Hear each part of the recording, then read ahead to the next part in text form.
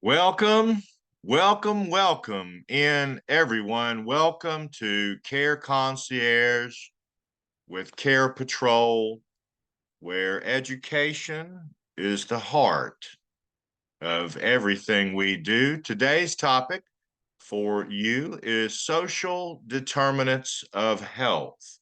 And this topic, like the majority of our topics, was chosen by you, by former attendees to our Care Concierge series. We ask in our evaluation if there are things that are important to you that you'd like to learn about, and we choose from those topics that you suggest each week at Monday at noon when we come to you with Care Concierge.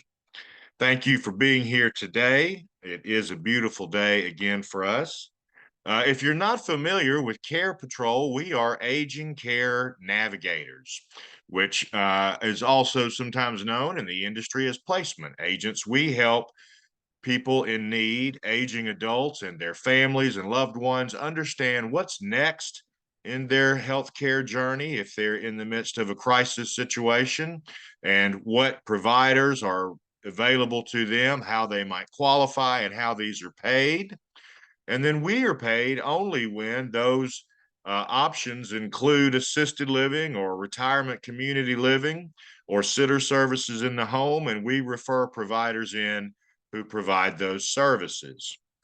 We thank you so much for being here today, and we thank you for your referrals. This is what keeps us in business and keeps us able to continue to come to you with various CEU topics throughout the year. And our services to our clients, like these CEUs to you, are at no charge.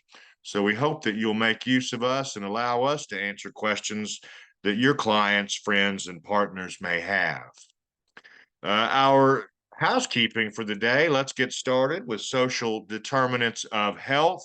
We encourage discussion, and I appreciate everyone for already speaking and saying hello in the chat room. Please do use this to let your colleagues know that you're here and that you care about them, and any other things that you may want to know.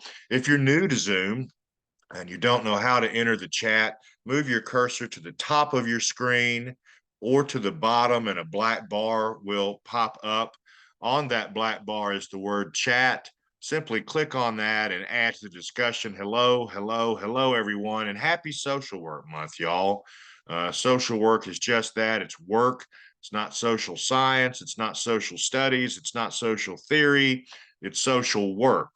And I appreciate the work that each of you do. And those of you who are nurses, I don't want you to feel that we're not also appreciative of your work. In fact, we will, if you're a nurse and you complete our evaluation, we will post this hour for you. Everyone who completes an evaluation will receive credit for this hour.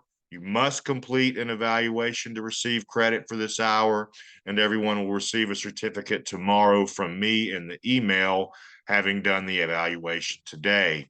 Those of you who've been with us in the past and are unable to see a screen, you're in the car, you're on your phone, whatever the case may be, I want to make you aware of our evaluation link, which is password protected, and which again you must do in order to receive credit.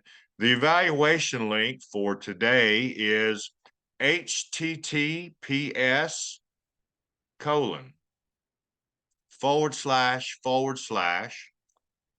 www.surveymonkey.com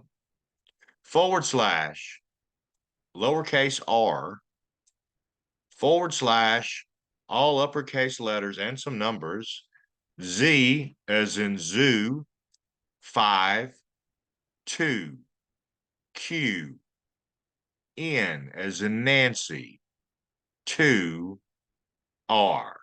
That's our evaluation link. You must complete it. It is password protected. Listen for the password at the end of today's hour in order to take the evaluation. And let's get started with our objectives for today's topic, social determinants of health. They're fairly simple. It is a big subject, as you may know, And so we are keeping our objectives fairly simple. One, we're going to define social determinants of health, and we're going to look at it from different ways. So it'll be a fairly long period that we spend on this. We're going to describe some of the upstream and downstream effects of social determinants of health, and we're going to provide some data supporting the numbers that are appearing for us nationally and in the state of Alabama regarding the various social determinants of health. So those are our objectives today. They will be on the evaluation. Please do look for it. And please know that you have to do the evaluation in order to receive credit. Thank you, everyone, for your comments in the chat room and for posting our Survey Monkey link. I can't see who did that for us, but we thank you. So let's get the discussion started. And thank you, Ms. Ward, for your kind comments. What are social determinants of health? What are social determinants of health? And as you know, we're about to go into this in depth, in breadth, but wanted to ask you, what do you know about social determinants of health? And remember, we encourage discussion. If you'd like to add your voice to mine, and I would hope that you would, I encourage you to, just let me know that you would like to open your mic and I'll unmic you and you can add your thoughts to us. And the lack of insurance, other answers to the question are all true. You're all correct. Those are all social determinants of health, transportation, financial stability, education, all correct. So the social determinants of health are the economic, as you've stated, and social conditions that influence individual and group differences in health. So there are health promoting factors that would be found in our living and working conditions, such as distribution of income, wealth, and influence. And then there are individual risk factors, such as genetics, that influence our risk or vulnerability for diseases or injuries. And the distribution of these social determinants is shaped by public policies. And public policies, as I'm sure you're aware, typically reflect the prevailing political will of that time.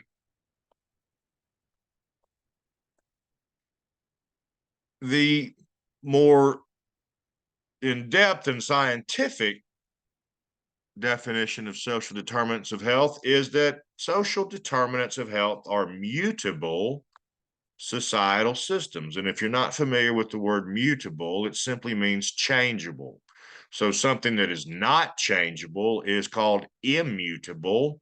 Something that is changeable is called mutable. So social determinants of health are changeable societal systems, components, and resources, and the hazards for health that these systems control and distribute, allocate, and withhold, and that in turn cause health consequences.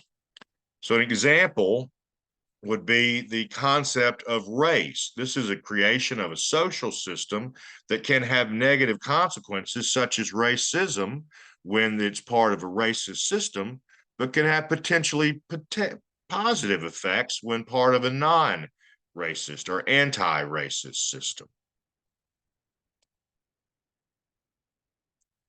So, as we stated, and many of you stated earlier, social determinants of health are then very simply non-medical factors that influence health outcomes. And the non-medical factors are those conditions into which each of us, you and I, are born and grow and work and live and age. And there are, as we all know, a wider set of systems and forces that shape our daily lives as individuals. And these forces and systems include economic policies and systems, development agendas, social norms, social policies, racism, climate change, and political systems, to name a few. So the important influence of social determinants of health on health inequities really just shows us that there are some unfair and avoidable differences in health status seen within our country and between our country and others. So in countries at all levels of income, and this is data from the World Health Organization, in countries at all levels of income health and illness follow a social gradient, which is to say that the lower the socioeconomic position of the individual, the likelihood that their health and their outcomes are worse. So, social determinants of health can influence health equity in any number of ways, both positive and negative. So, income and social protection are a determinant. Education is a strong determinant of health. Outcomes, unemployment and job insecurity, working life conditions, food insecurity. I believe many of you mentioned when I asked the question. Housing, amenities, and the environment can have an effect in a negative or positive way with outcomes in health, as can early childhood development, social inclusion, structural conflict. This would be between entities like institutions or other bodies of individuals, and access. Access is everything, both in health and in life, as you know. In fact, the World Health Organization states that the social determinants can be more important than healthcare or lifestyle choices influencing health. And this unequal distribution of health damaging experiences is not in any sense a natural phenomenon, but is instead the result of a toxic combination of poor social policies, unfair economic arrangements where the rich get richer and the poor get poorer and are more likely to become ill, and bad politics. Some commonly accepted social determinants, and we've mentioned these already, but we'll continue to hit on them because they're important, include gender, race, economics, education, employment, housing, and food access or security. And there is much debate about which of these is most important.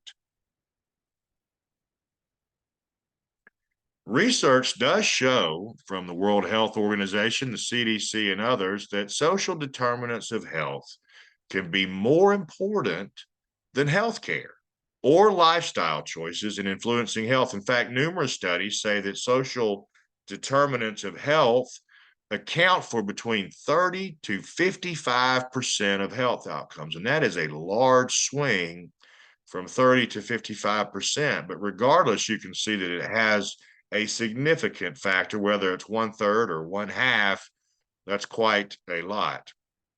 Estimates show that contribution of sectors to population health outcomes outside healthcare exceed the contributions from the health sector. In other words, in healthcare, it is not possible to combat the effects of social determinants of health because they may, in fact, outweigh any interventions we can provide on the one-to-one upstream level with an individual.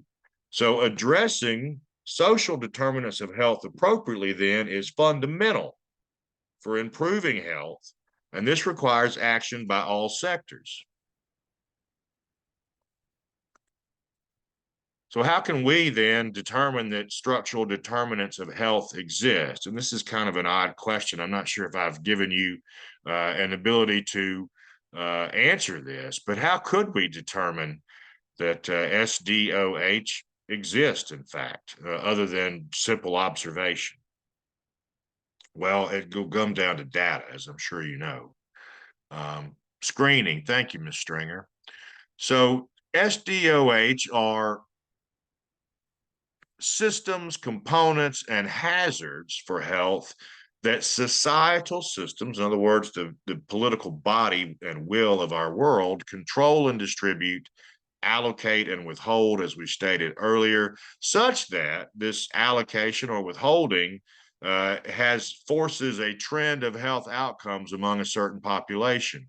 So societal systems, as we've said, includes governments, institutions, and other organizations, and the regulations and processes that these put into place. So resources and hazards for health, such as food or lack of food, shelter or lack of shelter, safety or danger, sanitation or unsanitation, in education, employment, financial and commercial institutions, law and justice, law enforcement, defense, transportation, health information and disinformation, and healthcare. These are all components of social determinants of health and can both have positive and or negative outcomes.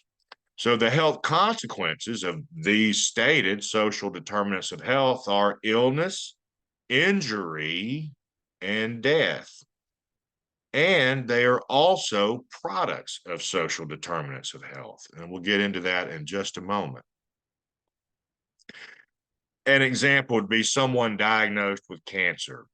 Cancer in and of itself is not a social determinant of health, but should that person become depressed, lose sleep, eat less, they will have further health consequences.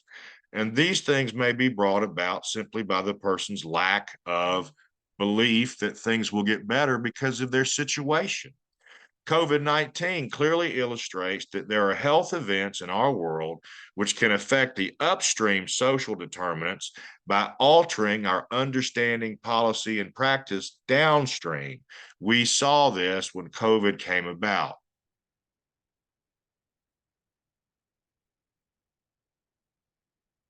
Well, not everybody, you say, dies from smoking. Not all smokers die from smoking, and not everyone who was infected with the SARS virus became sick with COVID-19. And then not all those that lack a high school education will die prematurely because of their educational level. But we know that the causality nonetheless exists between these items and health outcomes. And it's critical then to consider what kind of thing the determinant is. Is it a physical object? It is a concept. It is a relationship, an event, a system, or something else. In other words, you might say, well, bullets don't kill, people do. We hear this statement, but it is the societal system that makes the bullet more or less likely to be a determinant of health. For example, a bullet in Canada, where gun control laws are strict, has a much less determinant factor than a bullet in the US, where ammunition and guns are readily available to virtually anyone who seeks them. So to be a determinant, then, it must be integrated in a societal system that enacts and enforces it like our gun control laws do. A system is a group of interacting or interrelated entities that form a unified whole. A system then is surrounded by other parts and influenced by its own internal environment as well as its external environment. A system is described by its boundaries, its structure and purpose, but expressed in its functioning. So a system may be affected by outside forces, but it generates its own internal and characteristic response to those forces, like our response to COVID. The moon circling the earth is a system, right?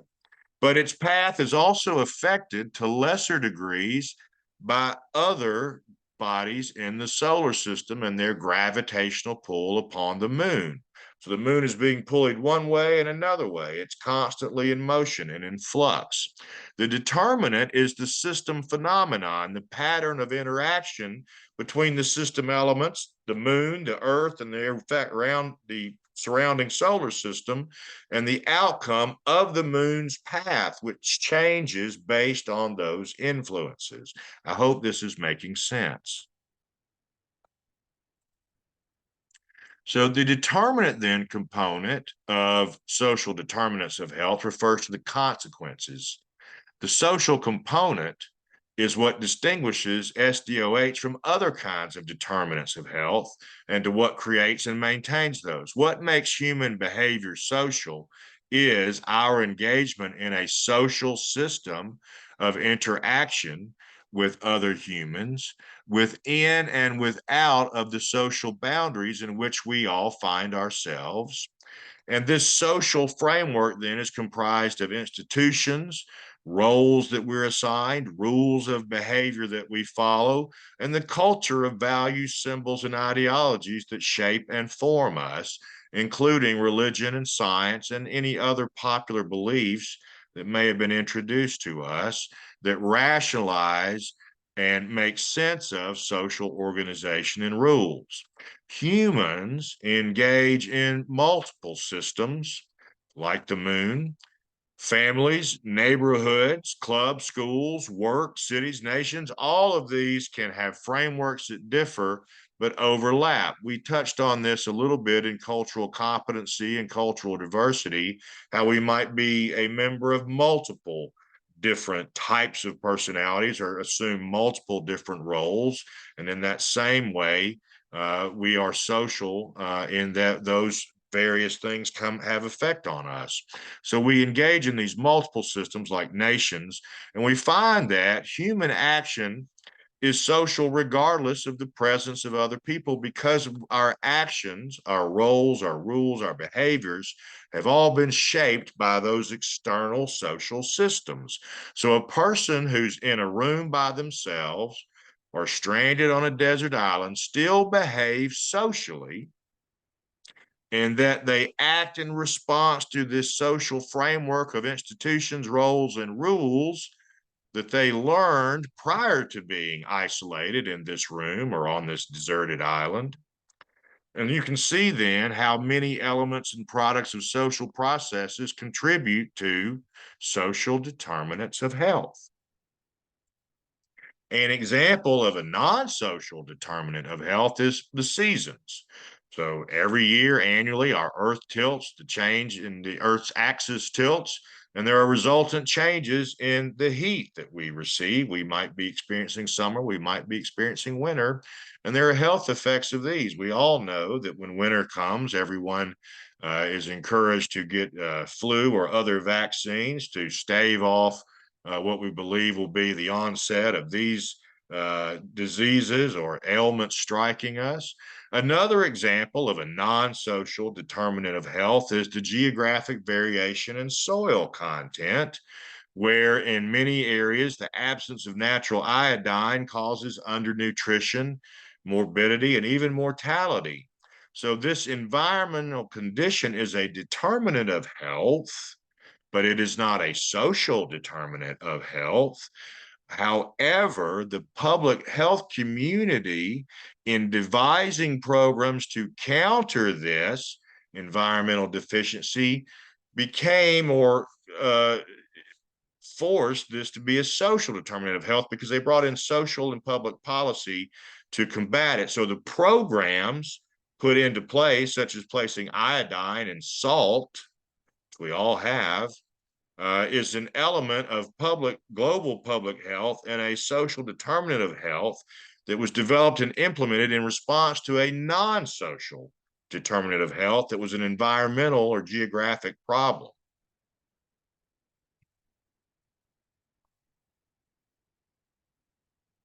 So social systems divide and categorize us into various different demographic categories. And we've discussed this again before when we've talked about cultural differences. We may be divided by sex or gender, race or class. And among these, among which in each of these divisions, individuals and groups in power allocate and withhold resources, including rights and powers of the members of those assigned classes. The process of allocation frames the society's inequity. The rich get richer and are commonly grounds of contention and struggle. When we see in the past where you have the proletariat in Russia, when the Tsar was overthrown, this is where you see the inequity bounce back and spring back. There are categories of persons and allocations that are invented and reinvented and evolve over time. And the history of this transformation and the categories and the persons in the categories affect the health status of those categorized people. Does that make sense? So, for example, racial categories were created through the societal processes of racial ideology and practice. Racism or resistance to it and the social processes around racism, rather than the racial category, is the social determinant of health. So being labeled black or white, in other words, does not determine our health outcomes. It is to societal systems of racism or anti-racism and the sets of attitudes and institutions in which this labeling is embedded that determines the health outcomes for those labeled. So we've seen, and data shows us, that when Black racial identity is associated with racist ideologies, practices, and institutions, it has negative health effects. But when associated with anti-racist ideologies, practices, and institutions, Black racial identity can in fact yield improved health consequences. And there are many determinants of health that have beneficial or harmful effects on health outcomes. One would be our transportation system. So if we have one in America dependent on automobiles, highways, and traffic, these allow us access to other certain societal resources, so they are a social determinant of health, but they can also have harmful effects on our long-term health. For example, automobile wrecks that invariably happen, or the pollutants released by cars in the atmosphere. So, a system then of public transportation can encourage walking and biking and have beneficial effects on long-term health. So you can see both a positive and a negative effect of transportation. And the determinant then is the system of the transportation, not one or another form alone. So it's the outcomes that make it the determinant. Does that make sense?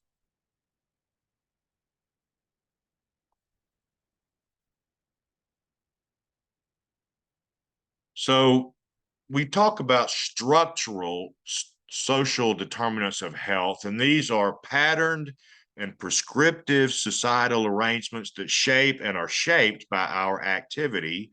These exist in institution, and the rules of those institutions might be independent of the participation of specific individuals. Think of racism. In addition to infrastructure, such as roads, community designs, buildings, etc. There are hard structures. Those are the built environment that has diverse health consequences. So again, if in our built environment we don't include walking trails and biking trails, then we are having a deleterious effect on health outcomes down the road.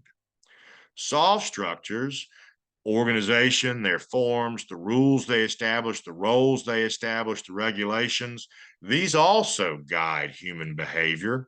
Non-structural social determinants of health are the behavioral choices, in fact, that each of us make in response to the options that are provided us by the roles, rules, and values of the institutions that those inhabit.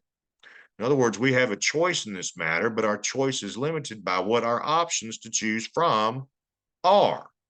Occupants of roles are aware of the rules of behavior associated with that role and that institution in which they're living, be it family, work, church, what have you. And then individuals can choose to or not to follow those rules, manipulate them, or violate them. So observers of certain behaviors can then accept or judge others' behaviors and allow those or impose, for example, sanctions or license revocation if it was in a work situation with perhaps one of you. The most important non-structural social determinants of health are preventive and risk behaviors. These are socially conceived and framed in the individual based on what options are presented to them and socially caused through this socialization, through social norms and peer pressure. And they are constrained and enabled by these social determinants. For example, solitary drinking is also a social act because it takes place within the broader societal environment that endorses drinking and that also provides rules or rules around when drinking is appropriate. So if a community then has limited transportation and no fresh fruits or vegetables available or affordable, that community is not likely to eat fresh fruits and vegetables. So the responses then to the health resources and hazards available in diverse settings are really limited by the options presented us. So if we're not offered fresh fruits and vegetables, we cannot make the choice to eat them. We are not going to eat them because we have no choice. Allowing or constraining these behaviors are known to have health consequences. And these are societal, as you can glean from what we're saying. Having access to fresh fruits and vegetables is a societal issue, one that occurs upstream from the choice of whether to eat fruits and vegetables. The relationship of social determinants of health to other non-social determinants, biological, psychological, environmental, does not negate the relevance of these processes determining outcomes at the same time. Part of the mechanism through which social determinants of health have health consequences is by means of our mental and psychological, physiological, chemical, etc., processes and pathways. This is the embodiment, the way in which society gets into our body. So, in other words, we take in what is presented to us. If we lack access and opportunity and options, we will not take that in, but we are going to embody what we do take in. In public health, the notion of biological plausibility is often cited as a criterion to determine causality. We are saying that social plausibility includes a wide range of social conditions in theory and explains the connections between social determinants of health and health-related outcomes. So in answer to my question, how do we determine that they exist? It is this social plausibility.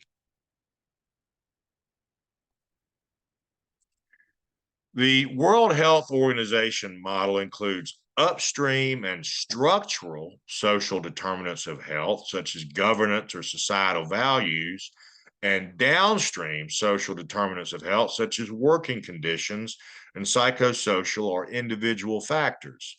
They created a health impact pyramid version of this relationship between social determinants of health, referred to as socioeconomic factors, and the more downstream forms of public health and clinical interventions.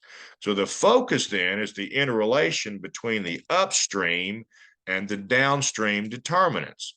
Socioeconomic factors form the base, the broad base of the pyramid, indicating the breadth of this influence on health outcomes. Socioeconomic factors, in the eyes of the World Health Organization, are the largest contributor to social determinants of health. The downstream interventions, like clinical encounters, which you all may experience, can address the health issues of smaller numbers of people, and these are labor intensive. We can have much more effect if we can have effect on the upstream. Upstream interventions often affect whole populations. For example, if we eliminate trans fats from food production, then we will present the buying public with no option and no choice. Should I eat these trans fats? Should I not? However, it's been politically difficult to remove trans fats because of the industry's resistance to it and its very powerful lobbies in our nation. But once removed, we will see an improvement in health. If not removed, then we will see the downstream impact of the choice to eat these trans fats. Is this making sense for you all? So regulations are guaranteed to provide access to resources. So laws can be included and are also causes of other social determinants of health, such as our gun laws, for example. Fundamental causes, which have upstream and root social determinants of health, have downstream consequences, even though the downstream consequences may change over time. So the root core base is there, but the downstream effects may change, however negative they may be. An example would be racism in the United States. Racism and the mechanisms surrounding it have evolved through history in the United States, but racism itself has persisted as a fundamental cause underlying the various changing mechanisms.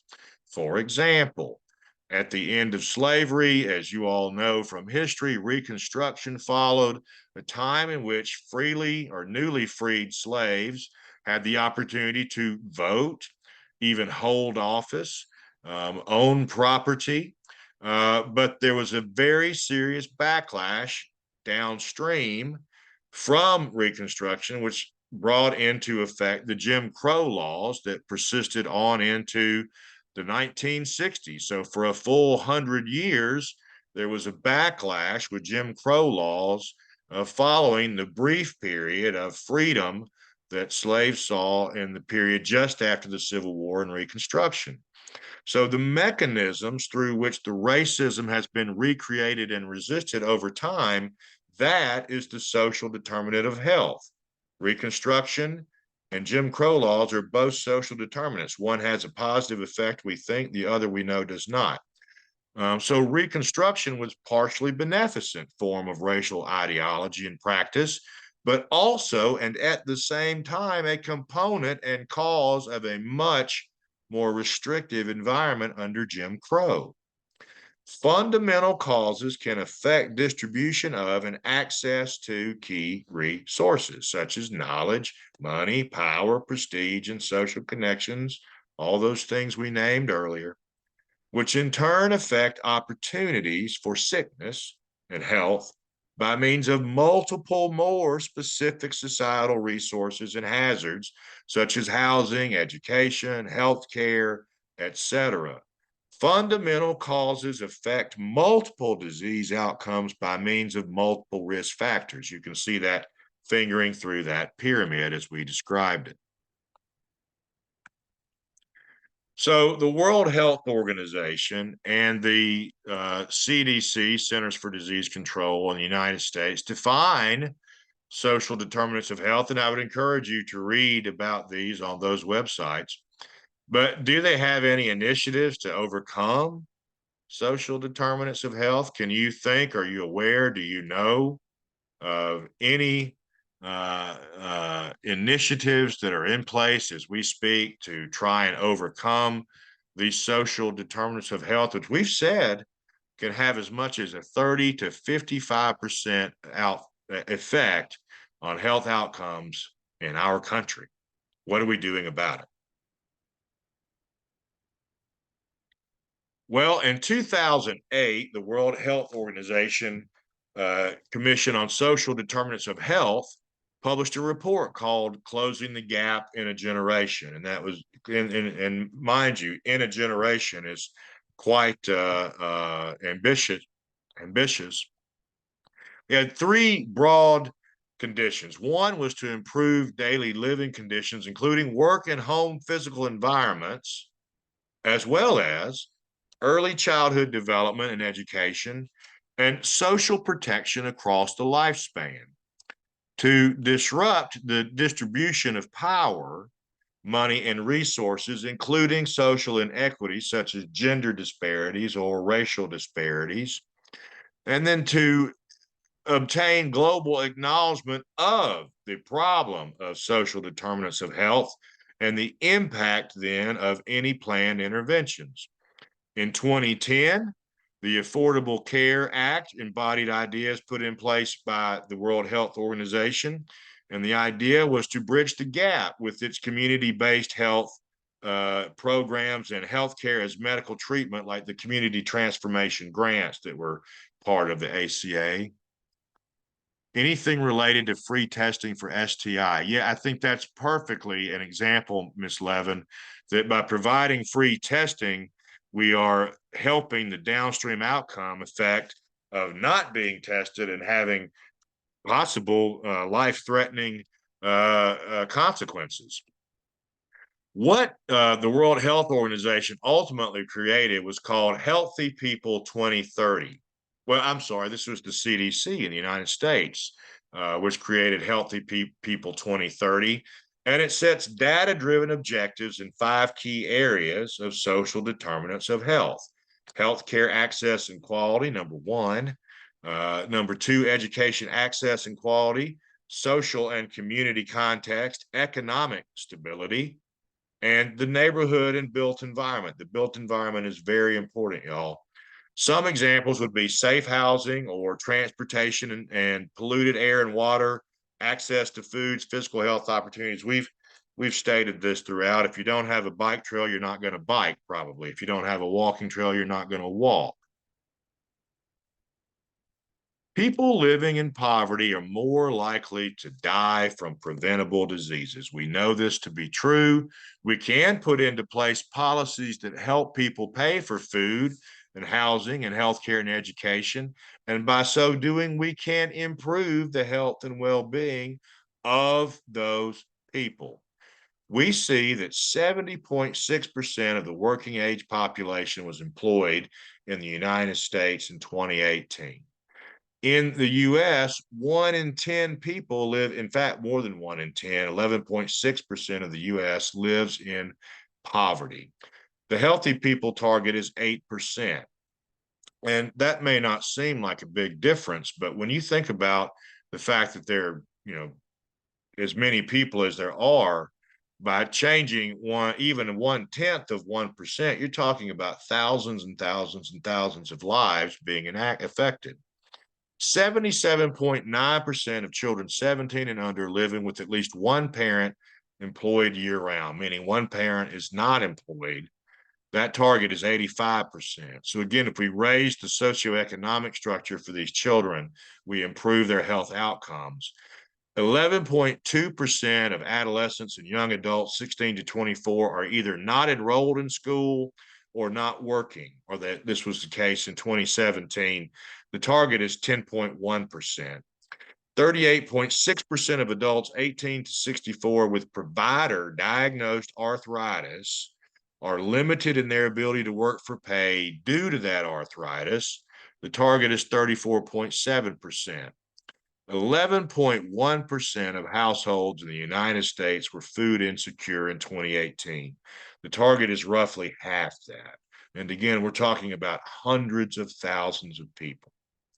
There were 89.4 non-fatal work-related injuries resulting in 1 or more days away from work per 10,000 full-time workers in 2017. These are all of the categories that the CDC is monitoring in order to see if it can have a positive effect downstream on social determinants of health. The stress of living in poverty, we know, can affect children's brain development. Children from low-income families with disabilities who experience, and who then also experience bullying are more likely to struggle with math and reading.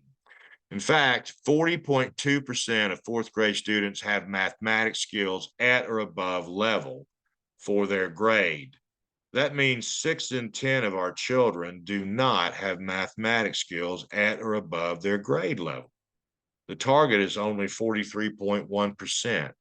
We know that these kids, this 40%, are really a potential of the 60% are less likely to graduate high school, or certainly not college, less likely to get safe, high-paying jobs, and are more likely statistically to have heart disease, diabetes, and depression. Ms. Tony, you're also saying disability accessibility as a part of a social determinant of health. So right. And that goes back to our built environment. Do we have ramps built? Have we widened doorways? Have we done the things that we need to do to give people accessibility? 1 in 10 people in the US don't have health insurance.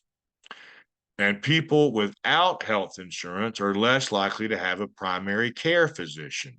They may not be able to afford healthcare services, or they may live too far away. We see this in Alabama.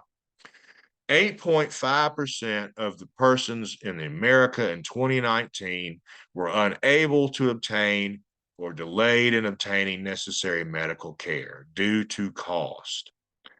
5.3% of adults 35 and over received all recommended high priority appropriate services in 2020, which tells you that 95% of us did not. And some of that can be attributed to social determinants of health. We see in healthcare in the ER that timely care is critical for improving health outcomes. And yet, 20% of people in America had an ER wait time exceeding the recommended wait. Now, why is that? Well, it goes back to the fact that these folks do not have health insurance and do not have and cannot afford a primary care physician to treat their everyday wounds and ailments and illnesses. So they're using the ER. We know, for example, in keeping in the same line of thinking, that of people who are 65 and older with diagnosed dementia, 23% of those hospitalizations would be avoidable, provided that care was accessible.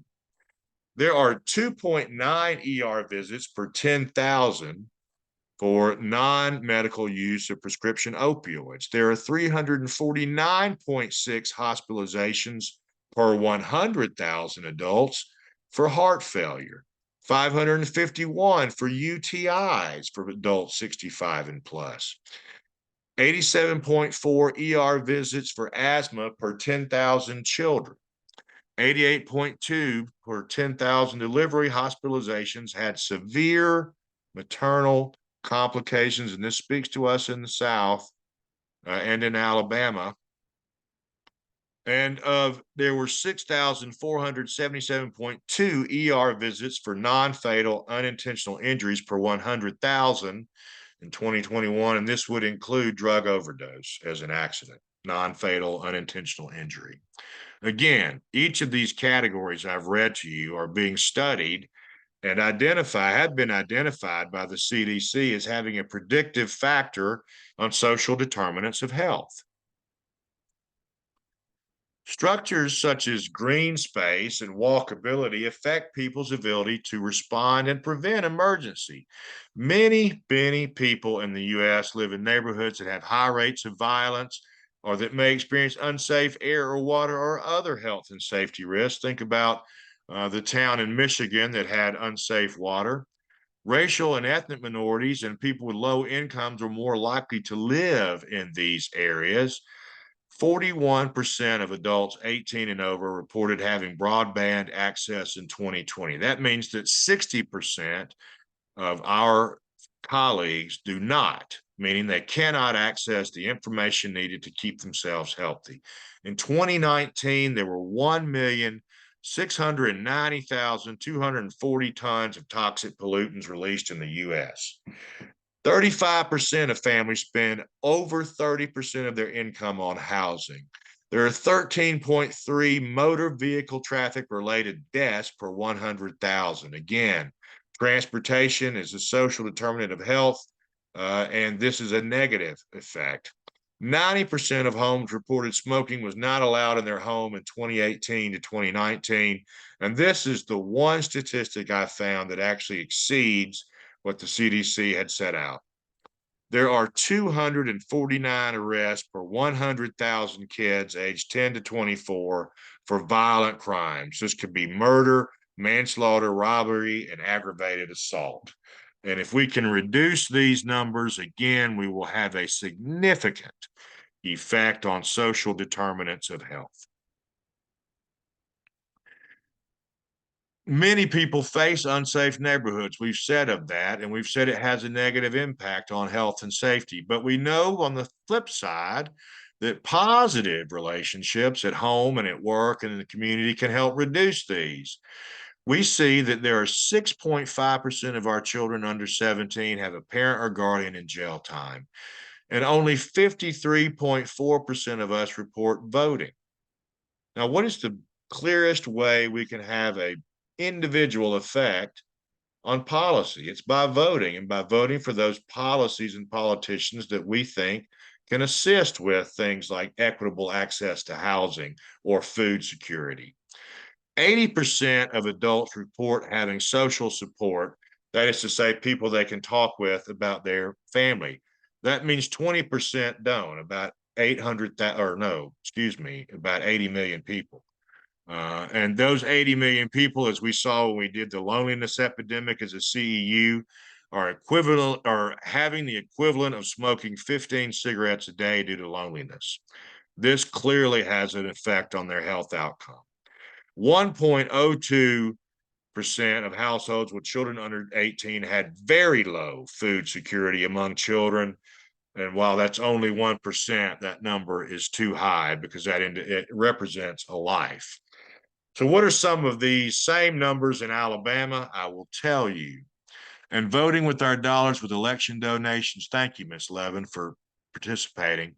Do you know the total population in Alabama is now 4.8 million? We've grown since I was in high school quite a bit. In January of 2019, there were an estimated 3,261 Alabamians who were experiencing homelessness. In 2019, 16.3% of Alabama households were unable to provide adequate food. And that's compared to 12.3% of the U.S. This is not good, y'all. The per capita income in Alabama is $23,000.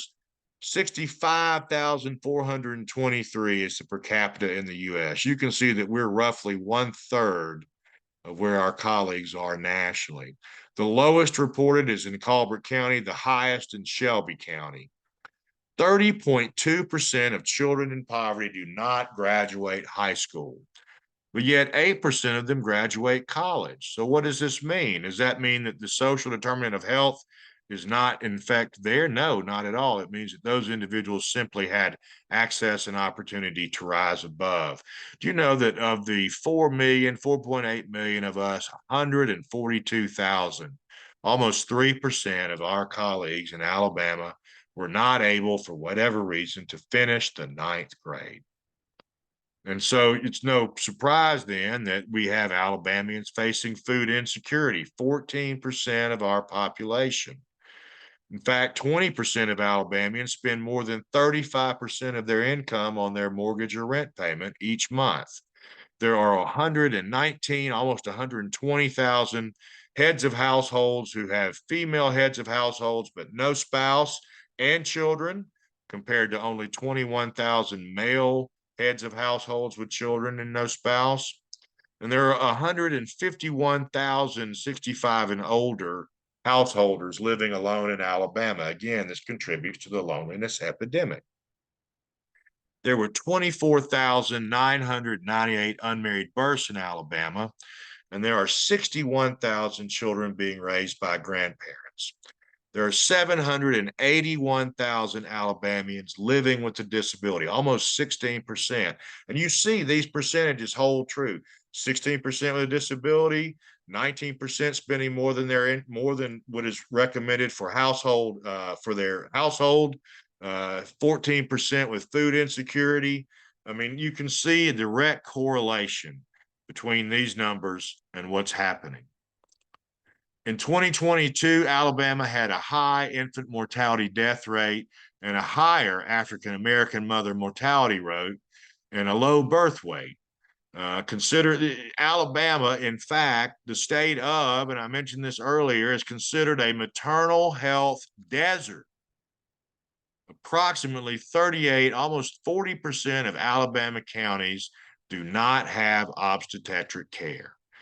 There's an inadequate number of substance use rehab services in Alabama, and our death rate due to drug overdose is 30, a whopping 30 per 100,000. In 2021, 7 of the top 10 causes of death in Alabama were chronic conditions. We know that factors in childhood can lead to these chronic conditions, factors around poverty and lack of access, lack of primary care. The leading cause of death, heart disease, killed 147.5 Alabamians per every 100,000 last year. 20% of the population of the city of Mobile live in poverty. 20%. Between 2019 and 2022, the homeless population tripled in the Mobile, Baldwin County areas. 49% of Montgomery County is estimated to be obese, 15% living with diabetes, and 31% reported no leisure activity. Well, if you visited Montgomery, you don't see a lot of green space. You don't see a lot of public parks. You don't see a lot of walking trails. And this is reflected in the health of its population.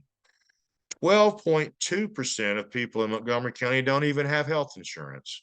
And there are an estimated 32,000 people in that county, the capital of our state, where policies are enacted. 32,000 people in Montgomery County have food insecurity.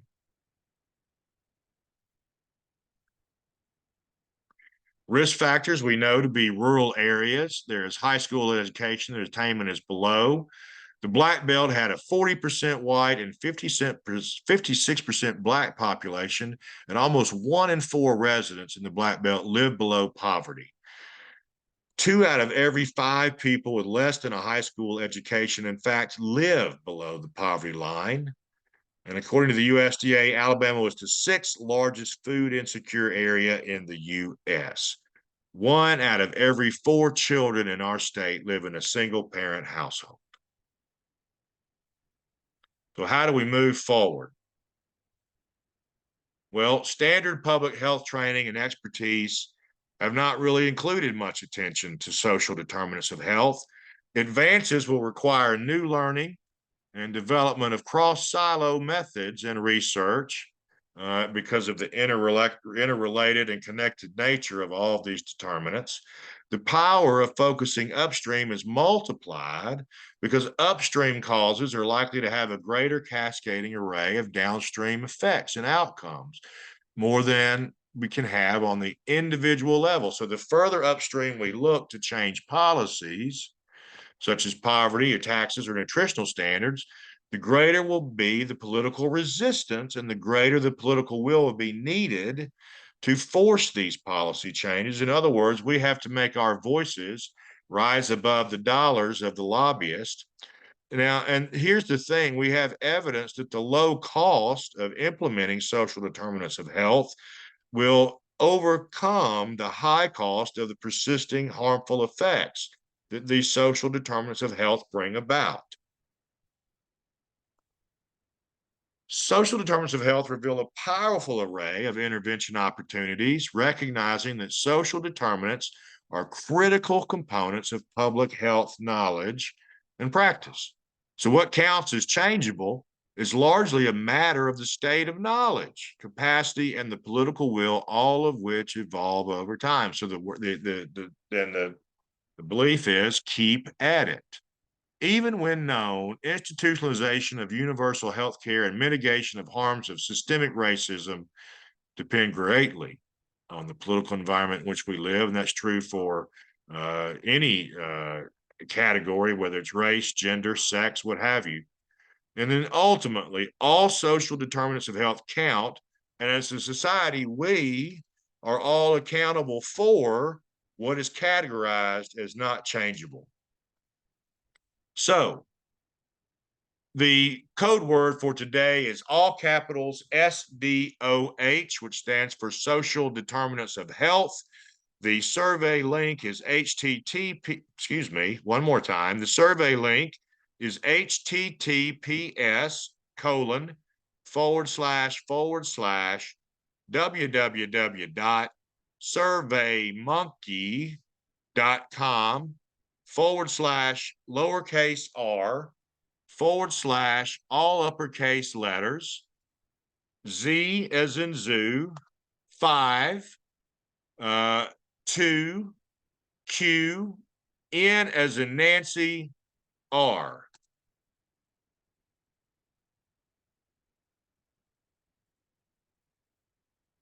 And the password again, which I'm putting into the chat room, is SDOH, Social Determinants of Health. Thank you so much for being here today. Please join us on Monday when Pam Strickland of Medicaid Application Processing Services returns to talk about working with families through the Medicaid application process. We're here every Monday at noon. We thank you for the work that you do. Thank you again for being here today, and happy Social Work Month. Please join us every Monday this month, and we look forward to hearing from you in the evaluations. Y'all have a wonderful day and week, and thank you for everything that you do for others in our system. It is really you on the front end that can have the most beneficial effect while we work on policy changes in the upstream. So thank you for your attention today. Thank you for your kind comments. And again, thank you for all you do. Having trouble ending, but we'll get to it. So thank you all for being here and have a great day.